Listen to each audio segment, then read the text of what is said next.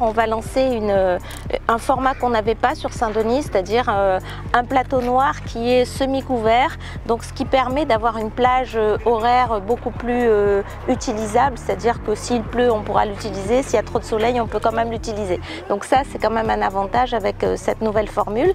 La deuxième chose, c'est qu'on a 250 infrastructures sur Saint-Denis et on veut aujourd'hui, en plus des gymnases, La Source et Chaudron qui vont sortir, on veut aussi amener dans certains quartiers comme le centre-ville, mais ce sera vrai pour Montgaillard, ce sera vrai aussi pour la montagne, ce sera vrai pour les Lilas à Sainte-Clotilde. On veut ramener des infrastructures supplémentaires parce que quand on vit dans un quartier, on vit, c'est-à-dire qu'on fait du sport, on va à la culture, on marche, on va à l'école, on a des commerces de proximité. Et le centre-ville de Saint-Denis, c'est un quartier où il y a du commerce, mais les gens vivent.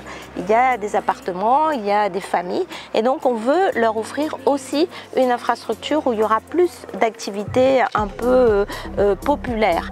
En plus des activités sportives de compétition fédérale qui se déroulent. Et évidemment, Joinville, il y a le hand connu, ici historiquement connu, mais vous avez aussi le basket et toutes les autres pratiques sportives. On va faire une piste d'athlétisme tout le long de cette clôture avec également un bac à sable pour évidemment la pratique du saut en longueur.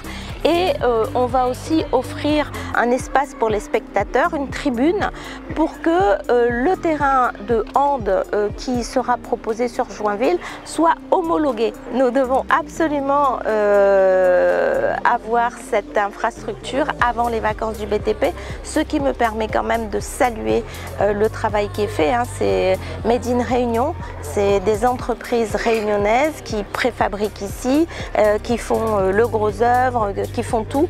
Donc nous, on est très fiers, ça fait partie de notre démarche aussi de marché public qui est de dire qu'on ne va pas aller chercher de la plus-value ailleurs puisque à La Réunion, on a du talent, on a des belles entreprises, il faut leur donner du boulot. C'est le sens aussi de la commande publique.